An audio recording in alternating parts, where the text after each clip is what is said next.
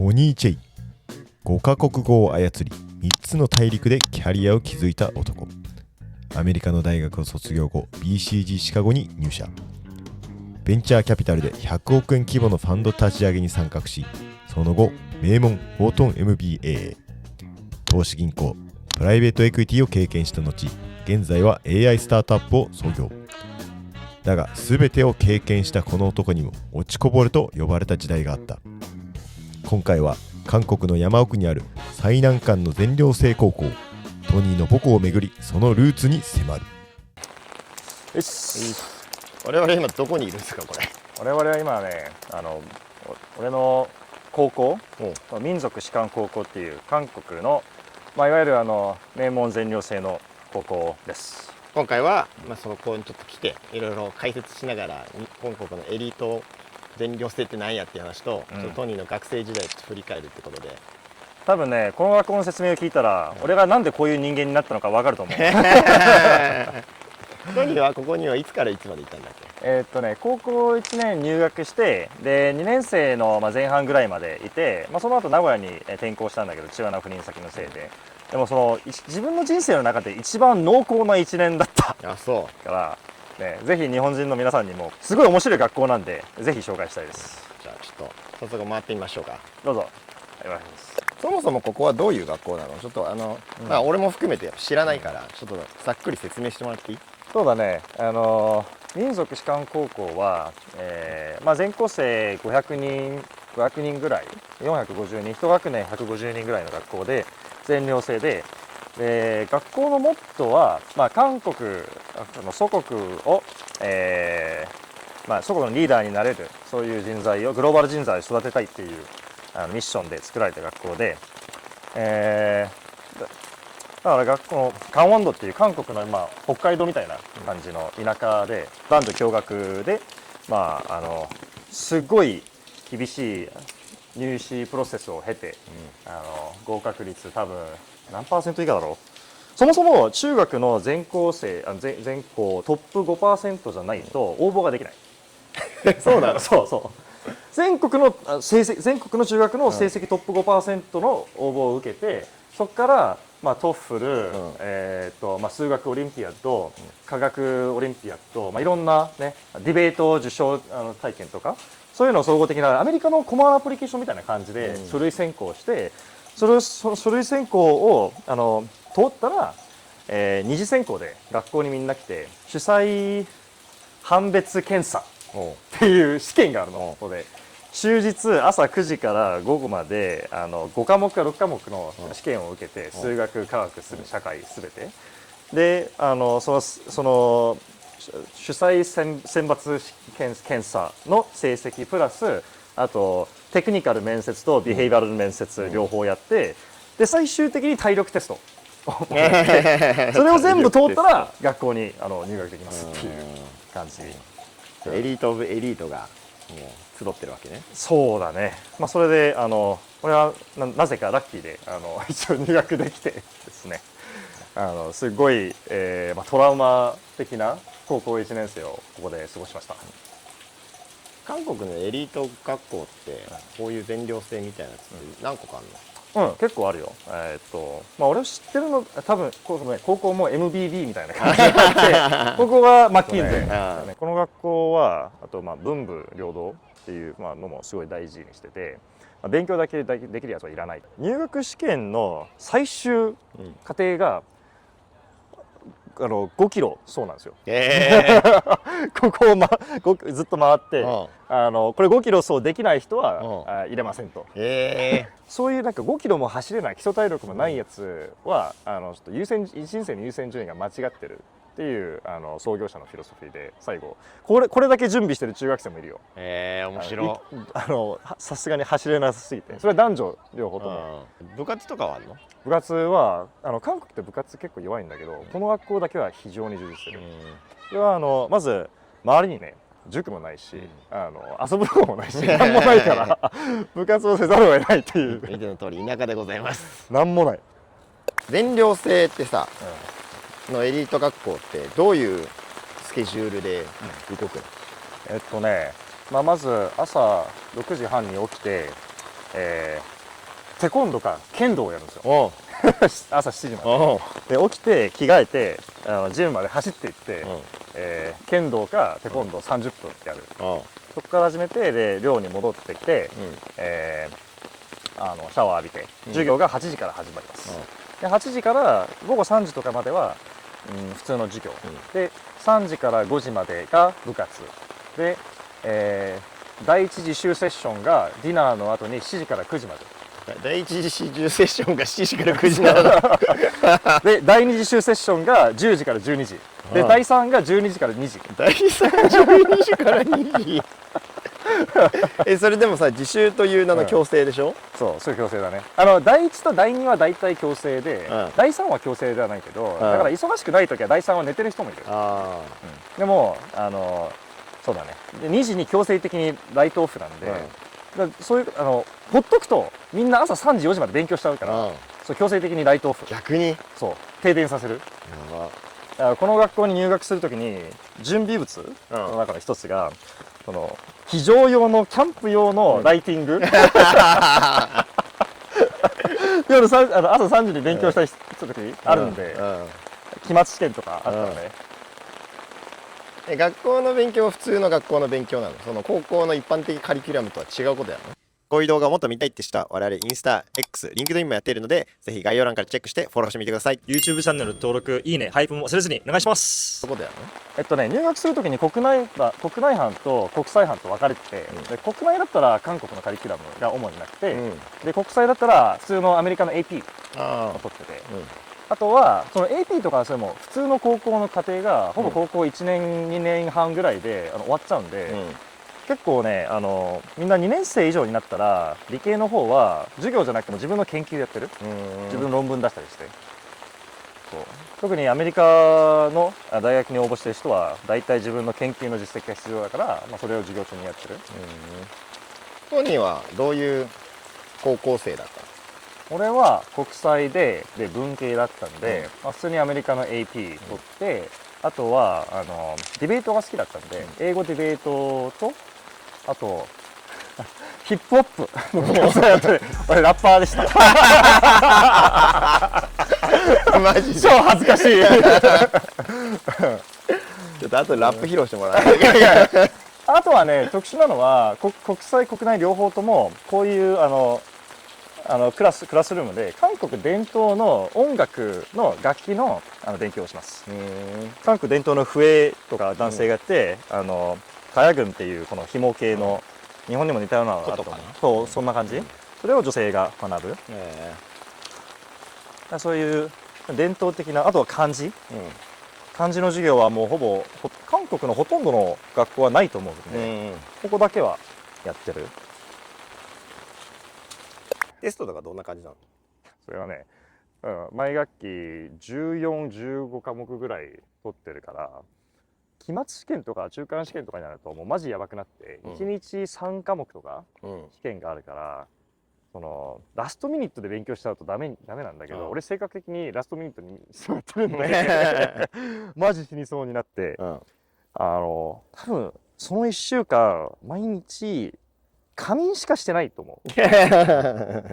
朝2時に電気消されるから、そのキャンプ用のライトを、廊下に持ってきて、そこでちっちゃい机で、ずっと勉強してて朝まででそこでレッドブルをそれをコーヒーと混ぜて飲みながら、コーヒーとレッドブル飲んでんだよパワーすぎる。そう今やったら絶対多分死にそうな1週間ぐらいそれやってたかな。でそれでも結局なんか1学期目の成績は全然ダメだった記憶がある。で本当に勉強できるやつらマジ頭の出来が違うんだなって思った。これ以上のストイックな生活はしたことがないかもしれない。軍隊の時よりも軍隊の時よりもね。軍隊の時よりもえぐここにあるのが何の工場で、なんでこんなとこに工場があるんですか？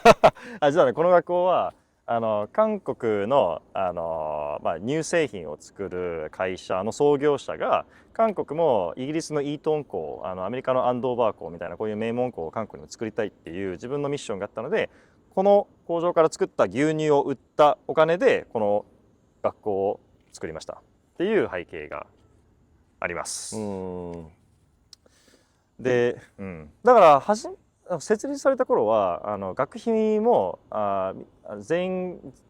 生徒無料だったの。それで今は学費を取ってるけど相当高い。いくらぐらい？俺がいた時に年200万円で、今は多分ねこれもう十数年前だからなんだろうね300万とかになってるのかな。日本大学私立大学より高いぐらいか。そうだね、韓国でも体感多分私立大学の超高めの方だと思う、こっちより高いかもしれない、だからほぼねアッパーミドルクラスとあとアッパークラスが多いし、あと頭いいからさ、その上の親も大体頭いい人が多くて、みんなお医者さんとかそういうバックグラウンドが多いかな。しかもここはなんかあれ全部英語でやるんだっけ？授業。英語禁止？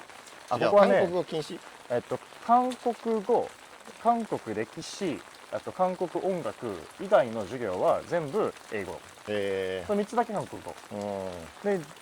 授業中朝8時から夜5時とかディナーまでは、基本的に英語のみに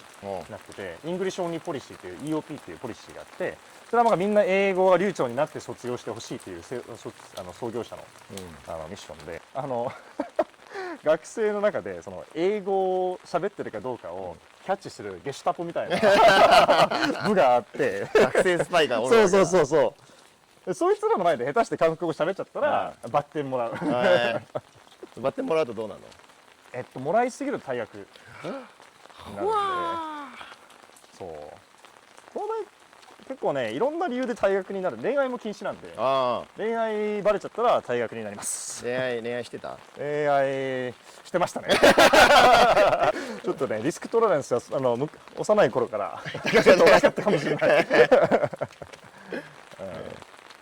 全寮制だからでも確かに会う機会はいっぱいあるもんね。今同じビル住んでるから、その男性層と女性層と分かれてるけど、一応ねエレベーター乗ったら行けちゃうんで、制服は韓国伝統衣装の韓服で、もちろんちょっと改良させた、もうちょっとね着やすい方に改善させたなんだけど、基本的に韓国の伝統衣装を着て、ですごい礼儀を重要大事だと思ってるので、すごいみんな先生や先輩たちにこの90度のみんなこんな感じで深すぎてカメラが画角から出ちゃった。今はちょっとね夏休みなんで在学生はいないから見えないんだけど、普段歩いてたら知らない韓国韓服を着てる高校生たちがこうやって「ありますよ」ってやってくる。これが寮。あそこのエレベーターでイチャイチャが起きてると。そう、あそこのエレベーターとあとは階段、階段がなんかその共通スペースになってるから、そこでイチャイチャしてる人もいたりします。こやつです。こう雨の日も雪の日も毎日走って体育館で剣道とテコンドーを学んでます。朝7時の7時の6時半。6時半。早いね。これって遅刻するとバッテンもらうからさ。ああ、そっか。それも重なると退学だもんね。退学も退学だけど、その大学の入試にも不利になったりするので、だからみんな結構真剣に考えてる。であとバッテン食らうとさ、それも嫌なんだけど、毎週木曜日、学生裁判っていうのがあって、裁判場があるの。学生裁判。そうで裁判官も選挙で毎年学生の裁判官がいて、それを木曜の9時とか、あそこのビルに行って、その教室のところ最初のあそこまでね9時行って、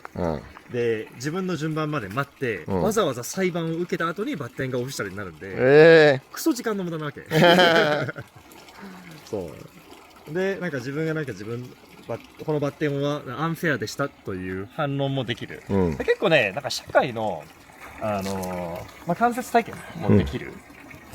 生徒会も3つの政府のそのブランチがあって、ああ、そうなの。そうそう、エグゼクティブブランチ、レジスティブブランチと、ジュディシャリーブランチ、全部あって。ガチだ。自転車とか全部禁止だったから、すべて徒歩で歩いて、週末とかになると、やっぱ学校から出たいんで、出ちゃいけない、まあいけないはないか。この辺りにガスステーションがあって、そこにみんな逃げていって、そこでスナックとか食べて。集いの場がガスステーション。ガスステーション、そう。切ない青春やな、それ。まあでもそういうところでね、彼女とイチャイチャしたり、デーティングスポットはここなんですよ。もう自然の中で。あと外部から食べ物を注文するのが禁止されてて、学校の校内食のみだったんだけど、でもさすがにチキン食べたいじゃん。それでチキンを頼んで、チキンの取引の密会とかが、学校の穴場とかにホットスポットがあって、そこに、ね、でも先生たちも知ってるから、そこになんか警察みたいに出てきて「お前それなんだ?」みたいな「チキンやろ!」そこで学生裁判にまたはい私はチキンをオーダーしました実際トニーの高校生はさ、優等生生活だったの？だと思ってた自分は頭がいいと思ってたんだけどね、海外の学校とかインターとか行った時に、一番勉強できた、ファーストプレイスかセカンドプレイスかいつもそんな感じだったんで、自分は頭がいいと思ってたんだけど、ここ来てね、それは全然そういうことないと。自分より賢い人って山ほどいる。この小さな国の中でも山ほどいると。で自分がいくらね頑張っても各科目別に数学でも科学でも自分がいくら頑張っても絶対勝てない天才はいると。それがなんか最初この学校に来た時にすごい謙遜になったで、かつ基本的に韓国語と韓国のカリキュラムで学んでるんで、その韓国のスピード感にちょっと言語的にもついていけなくて、ほぼ最初の1学期は圧倒的に買いそうだったかな。どんぐらい？科目によって違うけどもなんだろう、ボトム 20% とか。そう。自分がなんか地頭で勝てる場じゃない、そういうやっぱトップレベルに行くそういう場になるんだっていうのをここで初めて身につられたから。寮生活でさ逃げ場もないじゃん。ないね。辛いじゃん。どういうその時の心境とその対応方法は？それがね、この学校すごい残酷なのよ。寮に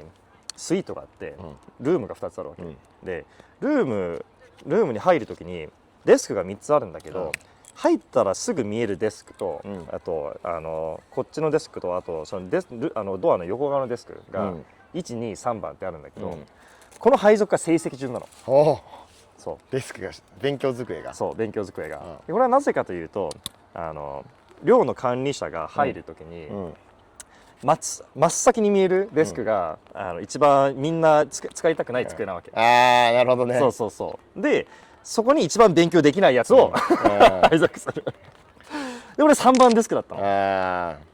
の。毎回そのね、自分はだから自分の学校の校内のなんか成績の位置がいつも誰も知ってる、それがなんだろう、最初だからすごい辛かったね。特にインターとかすごい優しいじゃん、みんな。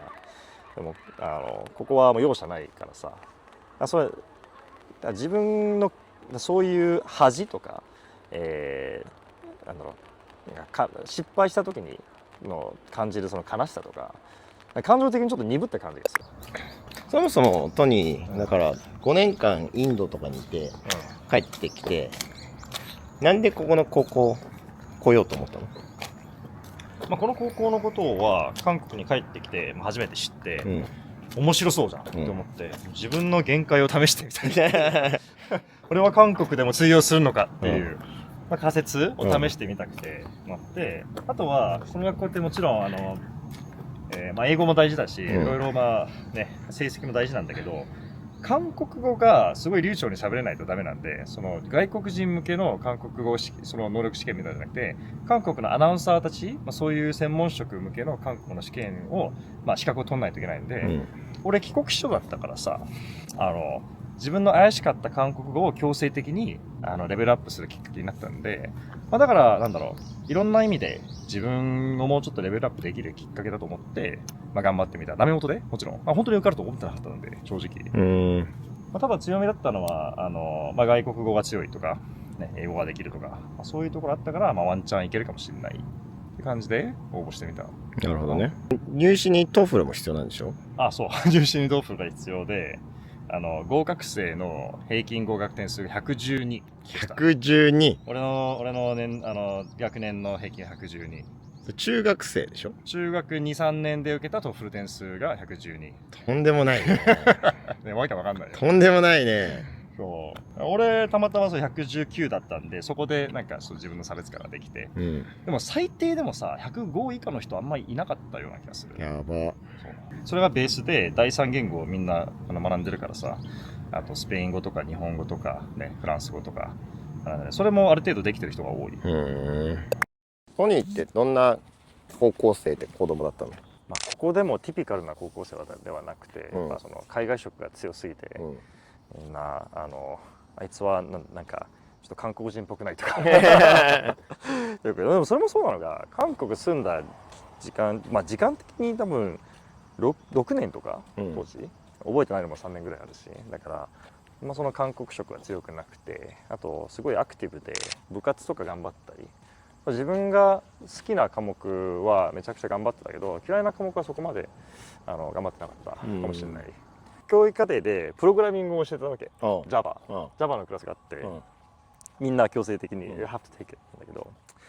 俺大嫌いで Java がで、しかも先生の教え方がもう雑すぎて、本当にダメだったし嫌いだったの。でそれで結局 Java の成績が C になって、俺のあだ名が、Java シバルこの学校に入ったのはさ、その親のその外交官の教育方針とかそういうのもあるの？韓国語と韓国のそのアイデンティティをちゃんと育成してほしいっていう気持ちは父親が強かったかな。俺も海外で住んでて、長い間住んでて、自分のアイデンティティが何なのかすごい幼少期のなんだろう、悩みが多かったんで、やっぱ親も行ってほしいっていう思いもね、多分これは単純にいい学校だったからだけではなく、そういうアイデンティティ形成にもね、大事なのかもしれないからそういう影響もあったかな。親に行けって言われたとかではないってこと？親は多分合格できると思ってなかったと思う誰も信じてくれなかったんだよね、多分ね。まさか入れねえだろう。そう、俺の前の中学のところもこういう全寮制のエリート中学だったんだけど、そこの学校にその中学から3人ぐらい合格したんだけど、その3人の中に俺が入ってるって聞いて、国語の先生が「もう民族もダメになったね」とか言われて「失礼だな」本当にね全生徒の前でねいまだに覚えてるあれは。だって普通に同級生のみんな落ちてるからさ、半分以上応募してたんで、その学校の。俺が受かったのは多分ね、やっぱマキンゼーとかスパイクが好きだって言うじゃん。この学校も結構スパイクが好きなの。その言語的にスパイクがあるのがあって、で他の科目も普通の学校だったら優等生のレベルはあるんで、だからあとストーリーラインが良かったっていうところ、わざわざ帰国子女かこのインターじゃなくてこの学校に応募すると特殊じゃん。だから受かったのかもしれない。トニーのアンフェアアドバンテージを使うのはもうこの時からあるのね。そうだね、この時初めてそれが初めてではないけど、その中学もそんな感じで入ったんだけど、あっちももう本当に頭いい子多いんで、だからユニークなねユニークであることは大事なんだなって思った。でまたここに来てさ、すっごい成長したんで、自分の限界を本当毎日試されて、高校生の頃から、だから今の自分がいるかもしれない。辞めるって選択肢はあったの？結構辞めてるよ。そう。そう。トニーは辞めようと思わなかっ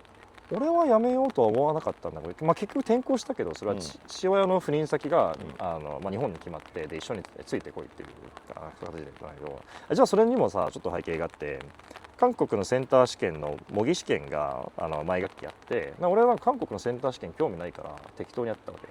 で、それで、まあ、学校最下位のそれはわざとだったんだよね。俺それ寝てたんで、もう全部ゲスして、でその成績表を父親が見てこいつダメだなって完全にもう信頼を失われて、で父親が名古屋に赴任した時にお前はもうついてこいよって感じで強制的に転校させられたけど自分は残りたかったけどね。だからなんだろ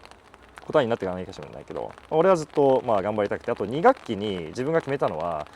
まあここの中で全ての科目で自分が上位にいるのは多分無理だと気づいて、まあ、それ多分誰でも無理だと思う、でも一つの科目を決めてそこのトップはできるんじゃないかと思って政治学を自分のねエクセレンシーの軸と決めて頑張って全校1位取って、まあ、そこでまたね自信取り戻して、そうだね、あとまあ全国高校英語ディベート大会とかも出て受賞もして、まあ、いろんなところね自分が勝てる試合を探して戦略を立てて頑張っていたかな。幼少期を犠牲にしてバケモンに育てられてここでさらにまたバケモンになるっていう、